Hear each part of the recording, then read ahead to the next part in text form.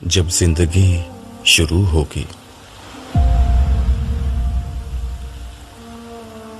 लोग मुझे एक आलिम और अदीब समझते हैं, मगर दर हकीकत मेरे पास किसी अदीब का कलम है और ना किसी आलिम का दिमाग। मेरा कुल सरमाया बस एक दर्द दिल है। ये दर्द जब बहुत बढ़ा तो इस नॉवेल के कालिब में ढल गया। इस नाजुक मैदान में उतरने के लिए यही मेरा वाहिद उज़्र है। ये उज़्र बारगाहे इलाही में मकबूल हो सकता है अगर मैं कुल आलम के निगहबां को उसकी खोई हुई भेड़ें लौटाने में कामयाब हो जाऊं। आज के दौर में लोग गैब की किसी पुकार को सुनने का वक्त रखते हैं ना दिलचस्पी, मगर शायद ये फिक्शन ही उन्हें अपने रब की बात सुनने के लिए आमादा कर दे। शायद इसी तरह खुदा को उसका कोई बंदा या बंदी मिल जाए। शायद जहन्नुम की तरफ बढ़ते हुए किसी के कदम वापस लौट आएं। शायद जन्नत की दुनिया में एक बासी और पड़ जाए। ऐसा हुआ तो ये मेरी मेहनत का हासिल होगा। अबू याहिया। जमीन की सीने पर एक सिलवट भी बाकी नहीं रही थी। दरिया और पहाड़, खाई और टीले, समंदर और जंगल, गर्ज धरती का हर नशेब मिट चुका और हर फराज खत्म हो चुका था। दूर तक बस एक चटियल मैदान था और ऊपर आग उगलता आसमान। मगर आज इस आसमान का रंग नीला न था, लाल अंगारा था।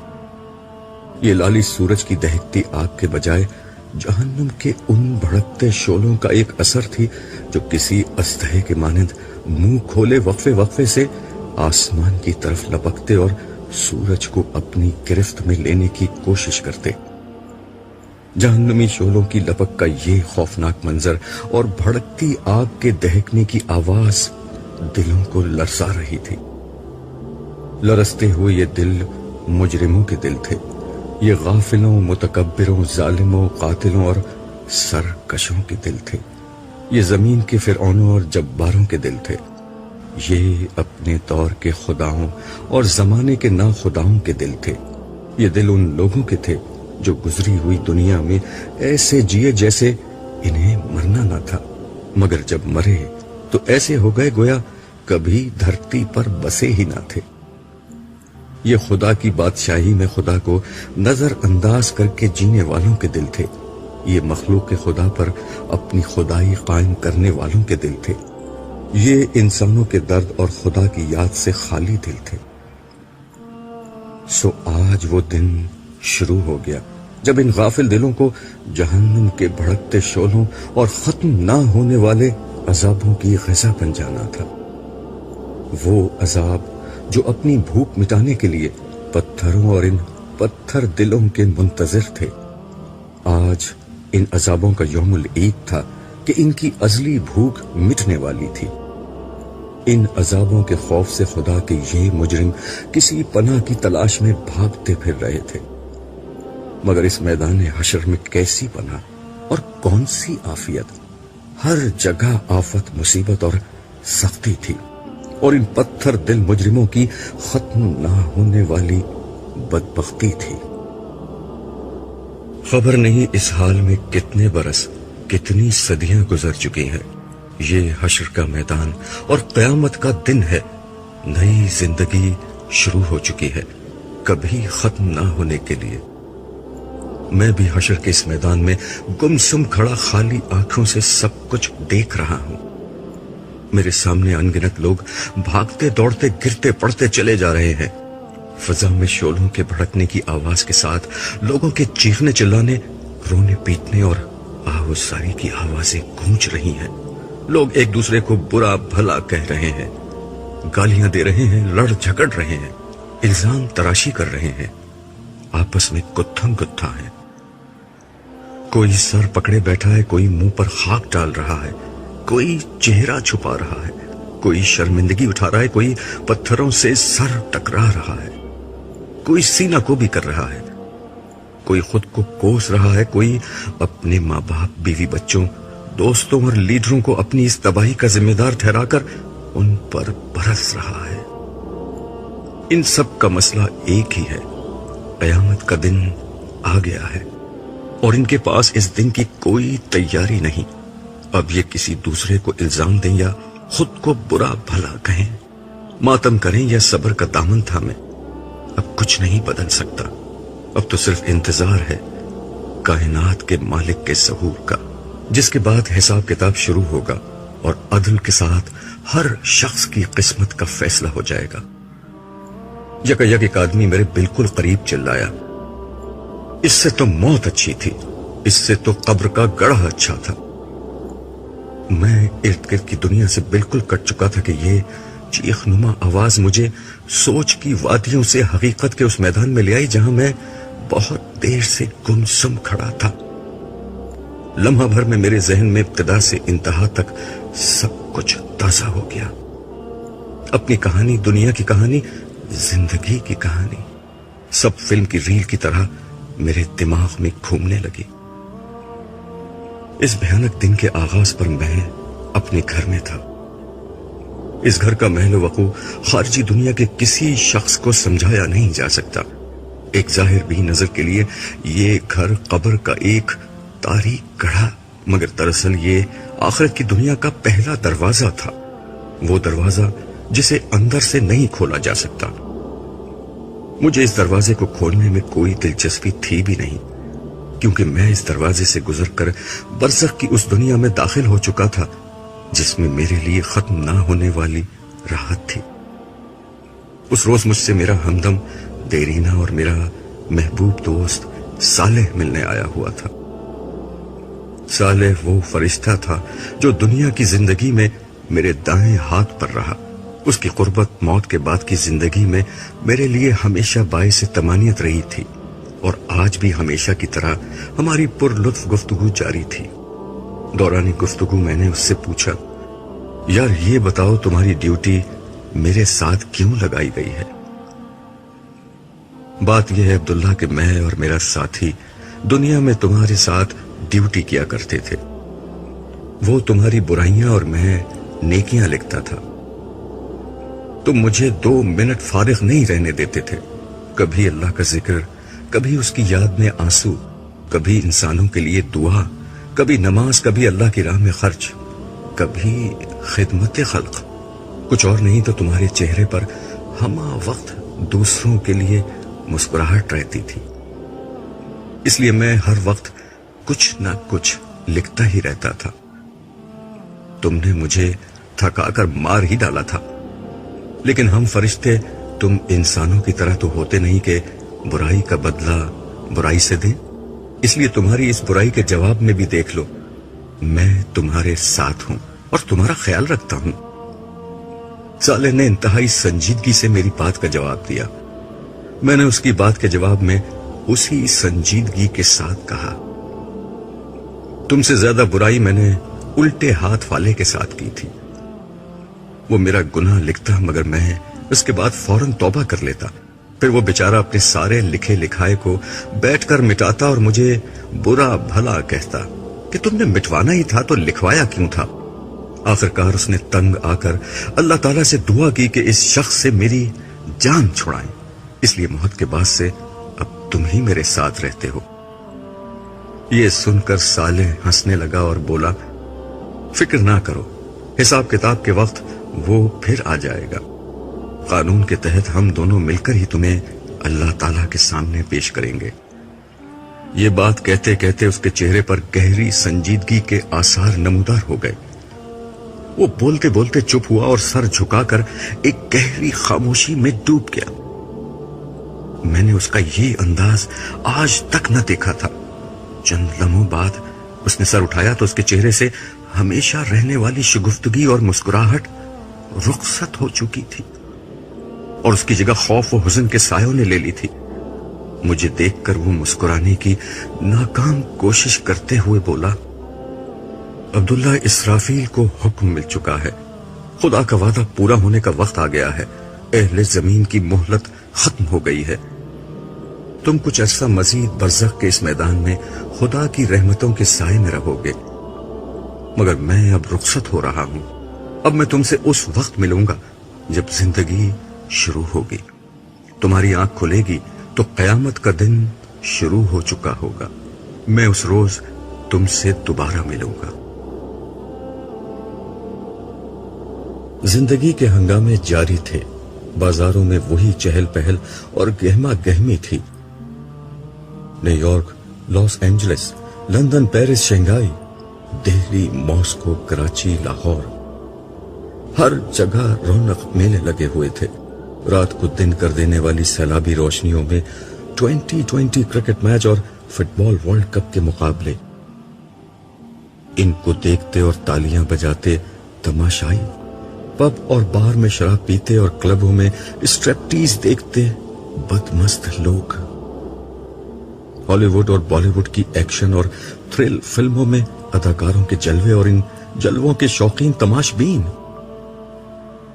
فلموں، ڈراموں، اسٹیج ٹی وی، بیلے ڈانس اور فیشن شوز میں تھرکتی مٹکتی اپنے جسم کی نمائش کرتی ماڈلز اور اداکارائیں، اور اس نمائش سے اپنی تجوریاں بھرتے سرمایہ دار، نئے دور کے نئے فاتحین عالم، ملٹی نیشنل کمپنیوں کے مالکان اور ان کو اپنا علم و ہنر بیچ کر اپنے مستقبل کے خواب بننے والے باصلاحیت نوجوان. میڈیا کی چمک دمک، صحافت کے مرچ مسالے اور بازار سیاست کے ماند نہ پڑنے والے مکر و فریب کے ہنگامے. بازاروں میں گھومتے اور خریداری کرتے مرد و خواتین اور ان کو بلاتی رجھاتی دکانیں اور دکاندار.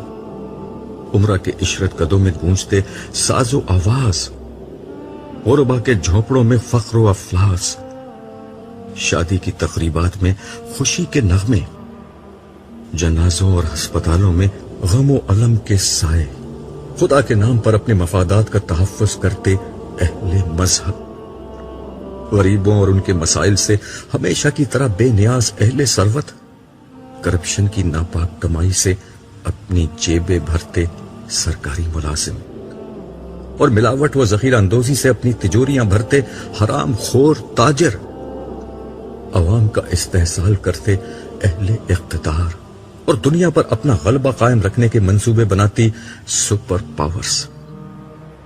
سب اپنے اپنے مشغلوں اور کاموں میں مگن تھے. اہل زمین جو ہمیشہ سے کرتے آئے تھے وہی کر رہے تھے. ظلم و فساد کی داستانیں، دھوکہ و فریب کی کہانیاں، حرص و ہوس کی دوڑ، غفلت اور سرکشی کے رویے، خدا اور آخرت فراموشی، سیاسی ہنگامے، معاشی جد و جہد، مذہبی جھگڑے، طبقاتی کشمکش، ہر چیز ہمیشہ کی طرح جاری تھی. پیغمبر تو صدیوں پہلے آنے بند ہو گئے تھے.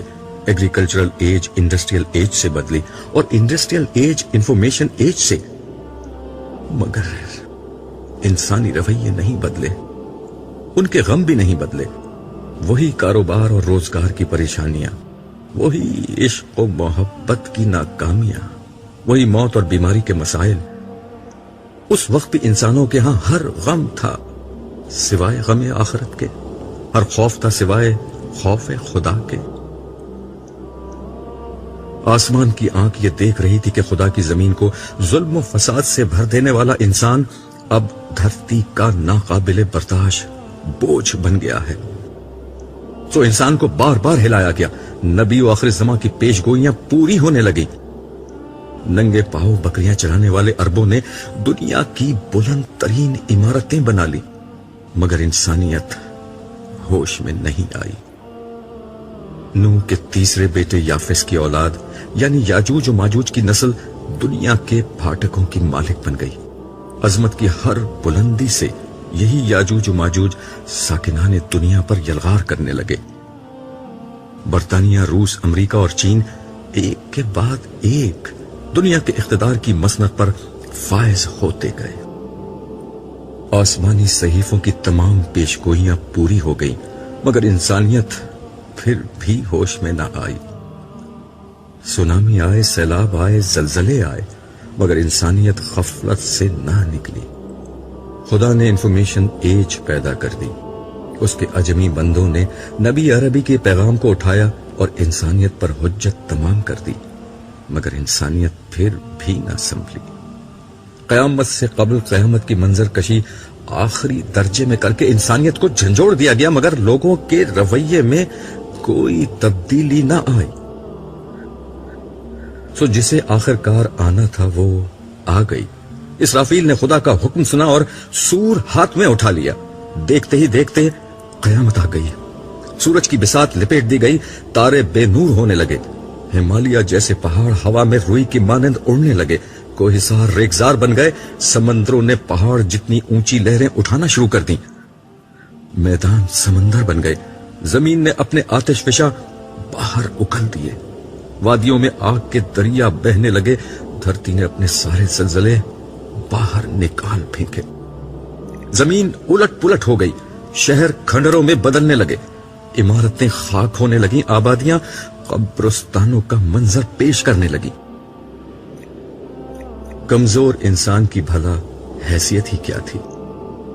وہ جو کچھ دیر قبل نئے گھر کی تعمیر کے منصوبے بنا رہے تھے، نئی دکان اور نئے کاروبار کی منصوبہ بندی کر رہے تھے، شادی اور نکاح کی امیدیں باندھ رہے تھے، نئی کار اور نئے کپڑوں کی خریداری کر رہے تھے، اولاد کے مستقبل کی پلاننگ میں مصروف تھے، اپنے تمام ارادے اور سارے عزائم بھول گئے، مائیں دودھ پیتے بچوں کو چھوڑ کر بھاگی، حاملہ عورتوں کے حمل گر گئے، طاقتور کمزوروں کو کچلتے اور نوجوان بوڑھوں کو چھوڑتے بھاگنے لگے، سونا چاندی سرے راہ پڑے ہیں، نوٹ ہوا میں اڑ رہے ہیں، قیمتی سامان بکھرا ہوا ہے، مگر کوئی لینے والا سمیٹنے والا نہیں۔ گھر، کاروبار، رشتہ دار، ناتا و اسباب سب غیر اہم ہو چکے ہیں، ہر نفس صرف اپنی فکر میں ہے۔ آج انسان سب کو بھول گیا ہے، صرف ایک خدا کو پکار رہا ہے، مگر کوئی جواب نہیں آتا۔ دہریے اور ملحد بھی نام خدائی کی دہائی دے رہے ہیں، مگر کوئی جائے عافیت نظر نہیں آتی۔ بربادی کے سائے پیچھا نہیں چھوڑ رہے، موت ہر جگہ تعاقب کر رہی ہے، مصیبت نے ہر طرف سے گھیر لیا ہے۔ آخرکار زندگی موت سے شکست کھا گئی، زندگی ختم ہو گئی، مگر اس لیے کہ زندگی کو اب شروع ہونا تھا۔ ہوا کی تیز سرسراہٹ کی آواز میرے کانوں میں آنے لگی، بارش کی کچھ بوندیں میرے چہرے پر گری، مجھے ہوش آنے لگا۔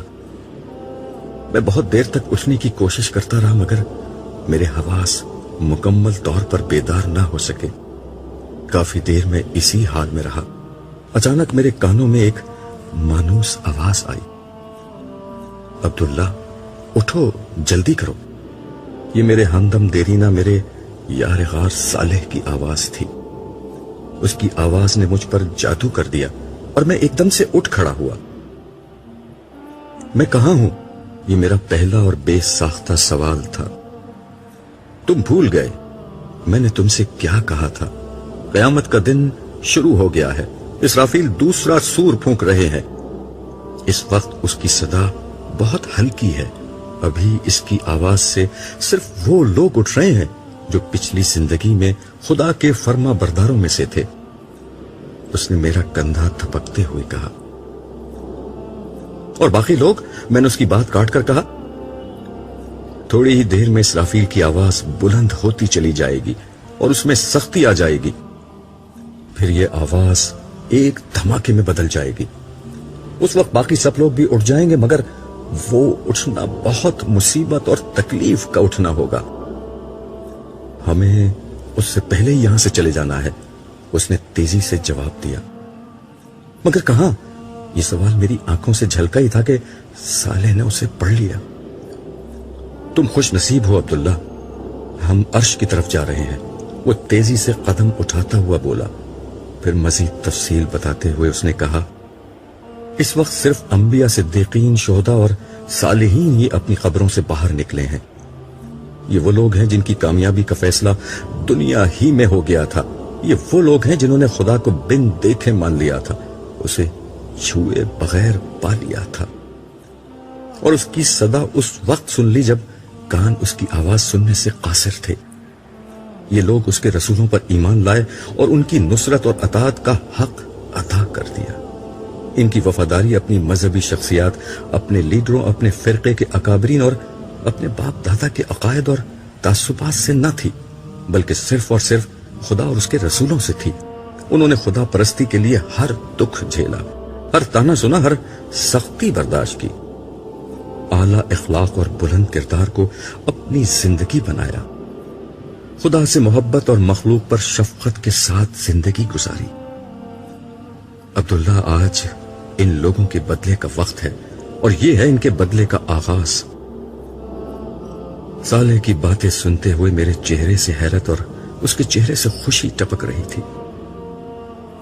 مگر میں تو جنت میں تھا۔ اور صالح نے ہنستے ہوئے میری بات کاٹ کر کہا، میرے دوست، وہ برزخ کا زمانہ تھا، خواب کی زندگی تھی، اصل زندگی تو اب شروع ہوئی ہے، جنت تو اب ملے گی۔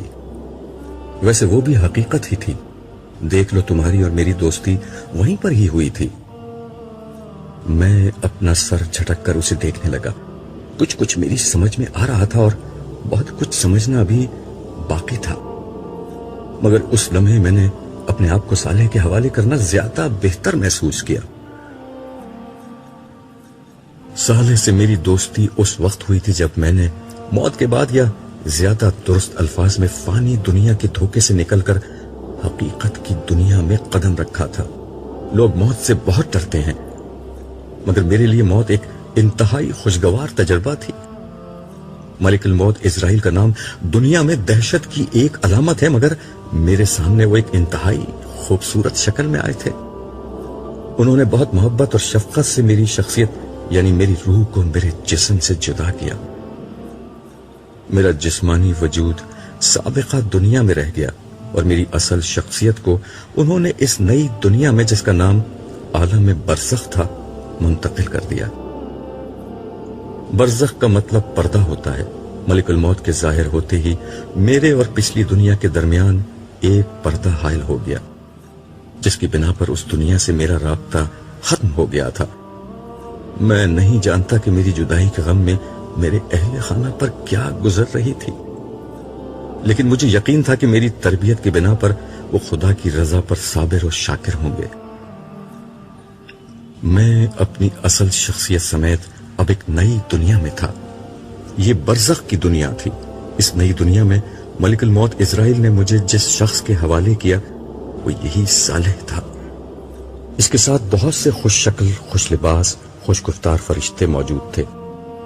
ان سب کے ہاتھوں میں گلدستے، زبان پر مبارک بادیاں اور سلامتی کی دعائیں تھیں۔ مبارک سلامت کے اس ماحول میں وہ سب مل کر مجھے یقین دلا رہے تھے کہ آزمائش کے دن ختم اور جنت کی عظیم کامیابی کے دن شروع ہو گئے ہیں۔ اس وقت صالح نے مجھے یہ خوشخبری دی کہ برزخی زندگی کے آغاز پر میرے لیے پہلا انعام پروردگار ارض و سماوات کے حضور پیشی ہے۔ اس نے مجھے بتایا کہ یہ اعزاز ہر شخص کو نہیں ملتا۔ میرے لیے یہ خوشخبری جنت کی خوشخبری سے بھی زیادہ قیمتی تھی۔ ان سب کی میت میں میرا سفر شروع ہوا۔ یہ نئی دنیا تھی جہاں فاصلے، مقامات، زمان اور مکان یعنی ٹائم اور اسپیس کے معنی اس طرح بدل گئے تھے کہ وہ الفاظ کے کسی جامع میں بیان نہیں ہو سکتے۔ میں مستی و سرشاری کے عالم میں یہ سفر طے کر رہا تھا کہ ایک جگہ ہم روک دیے گئے۔ اعلان ہوا کہ زمین کے فرشتوں کی حد آ گئی ہے، سب یہاں رک جائیں۔ صرف صالح کو میرے ساتھ آگے بڑھنے کی اجازت ملی۔ عالم سماوات کا سفر شروع ہوا۔ جلد ہی ہم ایک اور جگہ پہنچ کر رک گئے۔ یہاں جبریل امین خاص طور پر میرے استقبال کے لیے آئے تھے۔ مجھے دیکھ کر وہ کہنے لگے، عبداللہ، تم مجھ سے پہلی دفعہ مل رہے ہو، مگر میں تم سے پہلے بھی کئی دفعہ مل چکا ہوں۔ پھر ہولے سے میرا کندھا تھپ تھپاتے ہوئے بولے، آقا کے حکم پر کئی دفعہ میں نے تمہاری مدد کی تھی، مگر ظاہر ہے تم اس وقت یہ نہیں جانتے تھے۔ آقا کے لفظ سے میرے چہرے پر ایک روشنی پھوٹی جسے جبریل کے نورانی وجود نے الفاظ میں ڈھلنے سے قبل ہی پڑھ لیا اور کہا، آؤ چلو میں تمہیں تمہارے انداتا سے ملاتا ہوں۔ نبیوں کے علاوہ یہ احساس بہت کم انسانوں کو حاصل ہوتا ہے کہ وہ اس طرح बारगाह ओहदियत में पेश किए जाएं। तुम वाकई बहुत खुश नसीब हो।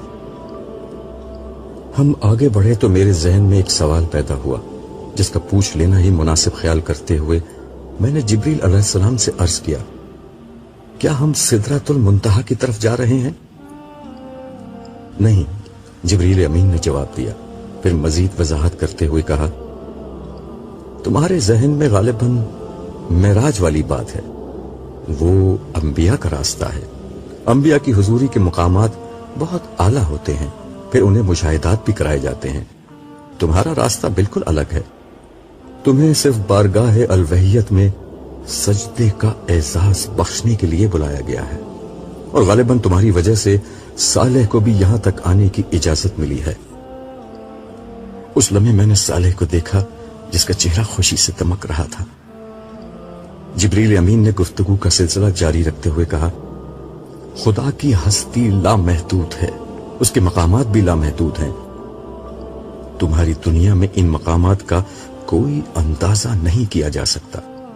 जो कुछ तुम दुनिया में जानते थे वो बहुत महदूद और कम था। आज मरने के बाद तुम्हारी आंखें खुली हैं। अब तुम वो दुनिया देख रहे हो जिसके कमालात की कोई हद नहीं। मैं जो कुछ देख रहा था वो वाकई जिब्रील अमीन की सच्चाई का सबूत था।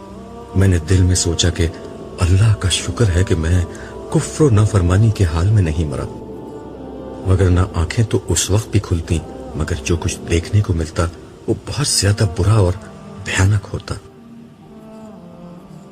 जिब्रील अमीन की मैयत में हम मुख्तलिफ मराहिल तय करते हुए हामिलीन अर्श के करीब पहुंचे। यहां नूर, रंग और रोशनी का एक ऐसा हसीन और लतीफ इम्तिजाज छाया हुआ था जो बयान की गिरफ्त से बाहर था। हामिलीन अर्श के सर झुके हुए थे, चेहरे पर खशियत का असर और तमानियत का नूर फैला हुआ था। जिब्रील अमीन ने बताया, परवरदिगार की बारगाह का हर हुक्म इन्हीं फरिश्तों की वसातत से नीचे जाता और नीचे वालों का हर फेल इन्हीं के जरिए से आलम के परवरदिगार के हुजूर पेश किया जाता है। मैं कुर्ब इलाही के इस मकाम को रश्क भरी नजरों से देख रहा था। उन्होंने भी नजर उठाकर मुझे देखा और लम्हा भर के लिए उनके चेहरों पर मुस्कुराहट आई। मेरा हौसला बढ़ा। मेरे रुएं रुएं से उस हस्ती की हम्दो सना बुलंद होने लगी जिससे मिलने की ख्वाहिश में सारी जिंदगी गुजार दी थी। फिर चलते चलते मुझ पर न जाने क्यों लर्जा तारी होने लगा। खुदा से मिलने की शदीद तरीन ख्वाहिश पर उसकी अजमत का एहसास गालिब आ गया। उस लम्हे मुझ पर इतना शदीद रोब तारी हुआ कि मैं घबरा कर वापस पीछे हटने लगा। अगरचे अर्श अभी बहुत दूर था, मगर साहिब अर्श की अजमत के एहसास से मेरी हिम्मत टूट गई। मुझे लगा कि उस लम्हे मेरा वजूद किरची किरची होकर फजा में बिखर जाएगा। शायद यही होता, मगर ऐसे में मेरे कानों में जिब्रील अमीन की आवाज आई, यहीं सजदे में गिर जाओ। इस मकाम से आगे सिर्फ अंबिया कराम जाते हैं। मैं और साले दोनों सजदे में चले गए। जिसे बिन देखे सजदा किया था, आज पहली दफा उसे देखकर सजदा किया था। देखा तो खैर क्या था, बस आसार देख लिए थे। ये सजदा कितना तवील और कितना लजीज था मुझे नहीं याद। जिसने सूरज को रोशनी की रता और चांद को नूर की कबा पहनाई, फूलों को महक और तितलियों को रंग का लिबास पहनाया, तारों को चमक का लहजा और कलियों को चटक की आवाज अता की, आसमान को रफत का ताज और समंदरों को वसत का तख्त बख्शा और दरियाओं को बहाव का हुस्न अता किया, और जिसने इंसान को बयान का वस्फ और नुज़ूल कुरान का शर्फ बख्शा। उसके कदमों में गुजरा हुआ एक एक लम्हा हफ्ते अकलीम की बादशाही से बढ़कर था, मगर उस लम्हे को तमाम होना ही था। हामिलीन अर्श की दिलकश सदा बुलंद हुई, हुवल्लाहु ला इलाहा इल्ला हु। ये ऐलान था कि साहिब अर्श कलाम कर रहा है। आवाज आई, मैं अल्लाह हूं, मेरे सिवा कोई माबूद नहीं। ہر سر سے لذیذ تر اس صدا میں وہ سحر تھا کہ میرا وجود سراپا گوش ہو گیا. میرا پورا جسم اور اس کی ہر قوت کانوں اور سماعت میں سمٹ آئی. میں مزید کچھ سننے کا منتظر تھا، مگر گفتگو میں ایک وقفہ آ گیا تھا.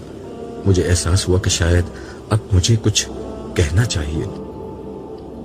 جو پہلی بات میری زبان پر آئی وہ یہ تھی: مالک، زندگی میں یہی ایک حقیقت تو جانی ہے. میری یہ بات میرے اپنے کان بمشکل سن سکے تھے، مگر حاضر و غائب کے جاننے والے اور دلوں کے بھید پا لینے والے تک وہ بات پہنچ گئی تھی. جواب ملا: مگر یہ بات جاننے والا ہر شخص یہاں تک نہیں آتا.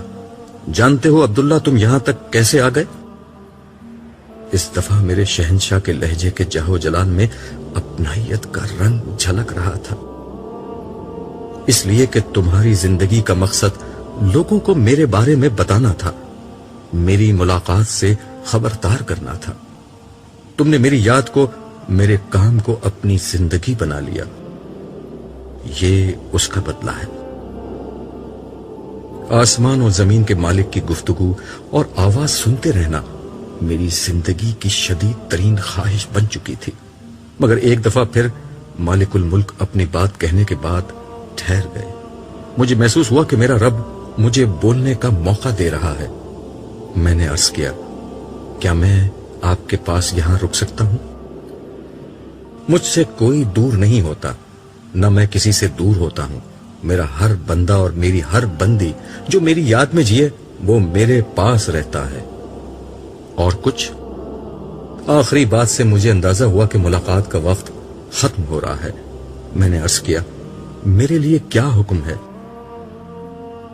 حکم کا وقت گزر گیا، اب تو تمہیں حکمران بنانے کا وقت آ رہا ہے. فی الحال تم واپس جاؤ، زندگی ابھی شروع نہیں ہوئی. میں نے چلتے چلتے عرض کی: آپ قیامت کے دن مجھے بھولیں گے تو نہیں؟ میں نے اس دن کی وحشت اور آگ کی ناراضی کا بہت ذکر سن رکھا ہے. فضا میں ایک حسین تبسم بکھر گیا. کھنکتے ہوئے لہجے میں صدا آئی: بھولنے کا عارضہ تم انسانوں کو ہوتا ہے. بادشاہوں کا بادشاہ، تمہارا مالک، تمہارا رب کچھ نہیں بھولتا. رہا میرا غصہ تو وہ میری رحمت پر کبھی غالب نہیں آتا. تم نے تو زندگی بھر مجھے امید اور خوف کے ساتھ یاد رکھا ہے.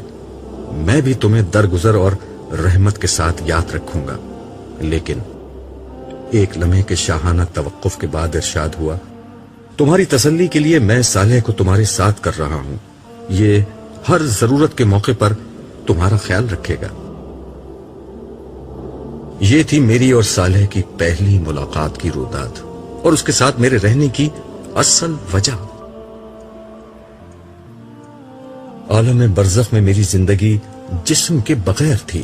اس میں میرے احساسات، جذبات، تجربات اور مشاہدات کی کیفیت ویسی ہی تھی جیسی خواب میں ہوتی ہے، یعنی غیر مادی مگر شعور سے بھرپور زندگی جس میں مجھے ان نعمتوں کا مکمل احساس رہتا جو جنت میں مجھے ملنے والی تھی. صالح میری خواہش پر وقفے وقفے سے مجھ سے ملنے آتا رہا. ہر دفعہ وہ مجھے نت نئی چیزوں کے بارے میں بتاتا رہتا اور میرے ہر سوال کا جواب دیتا. آہستہ آہستہ ہماری دوستی بڑھتی گئی. پھر آخری ملاقات میں اس نے مجھے بتایا تھا کہ زندگی شروع ہونے جا رہی ہے اور اب میں اس کے ساتھ میدان حشر کو تیزی کے ساتھ عبور کرتا ہوا عرش کی طرف بڑھ رہا تھا. چلتے چلتے میں نے ارد گرد دیکھا تو تا حد نظر ایک ہموار میدان نظر آیا. ماحول کچھ ایسا ہو رہا تھا جیسے فجر کی نماز کے بعد اور سورج نکلنے سے قبل کا ہوتا ہے، یعنی ہلکا ہلکا اجالا ہر طرف پھیلا ہوا تھا. اس وقت اس میدان میں کم ہی لوگ نظر آ رہے تھے، مگر جو تھے ان سب کی منزل ایک ہی تھی. میرے دل میں سوال پیدا ہوا کہ ان میں سے کوئی نبی یا رسول بھی ہے. میں نے صالح کو دیکھا. اسے معلوم تھا میں کیا پوچھ رہا ہوں. کہنے لگا: وہ سب کے سب پہلے ہی اٹھ چکے ہیں، ہم انہی کے پاس جا رہے ہیں. کیا ان سے ملاقات کا موقع ملے گا؟ میں نے بچوں کی طرح اشتیاق سے پوچھا. وہ چلتے چلتے رکا اور دھیرے سے بولا: اب انہی کے ساتھ زندگی گزرے گی. عبداللہ تم अभी तक नहीं समझ पाए कि क्या हो रहा है। आजमाइश खत्म हो चुकी है, धोखा खत्म हो गया है। अब जिंदगी शुरू हो रही है जिसमें अच्छे लोग अच्छे लोगों के साथ रहेंगे और बुरे लोग हमेशा बुरे लोगों के साथ रहेंगे।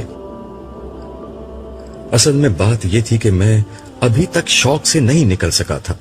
दरअसल अभी तक नई दुनिया का सारा तारुफ आलम बरज़ख में हुआ था।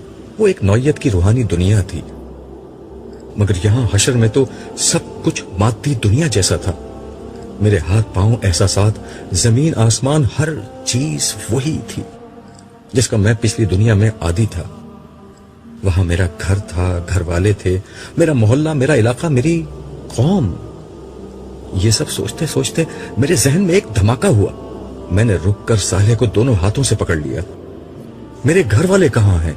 मेरे रिश्तेदार अहबाब सब कहां हैं? उनके साथ क्या होगा? वो नजर क्यों नहीं आ रहे? साले ने मुझसे नजरें चुराकर कहा, जिन सवालों का जवाब मुझे नहीं मालूम वो मुझसे मत पूछो। आज हर शख्स तन्हा है, कोई किसी के काम नहीं आ सकता। अगर उनके आमाल अच्छे हैं तो यकीन रखो वो तुमसे आ मिलेंगे, उनके साथ कोई ज्यादती नहीं होगी। और अगर ऐसा ना हुआ तो साले जुमला नामुकम्मल छोड़कर खामोश हो गया। उसकी बात सुनकर मेरा चेहरा भी बुझ गया। उसने मेरे कंधे पर हाथ रखकर मेरा हौसला बढ़ाया और कहा, अल्लाह पर भरोसा रखो। तुम खुदा के लश्कर में लड़ने वाले एक सिपाही थे, इसलिए पहले उठ गए हो। बाकी लोग अभी उठ रहे हैं। इंशाअल्लाह वो लोग भी खैर के साथ तुमसे मिल जाएंगे। अभी तो तुम आगे चलो। उसकी तसल्ली से मुझे कुछ हौसला हुआ और मैं सुबक रफ्तारी से उसके साथ चलने लगा।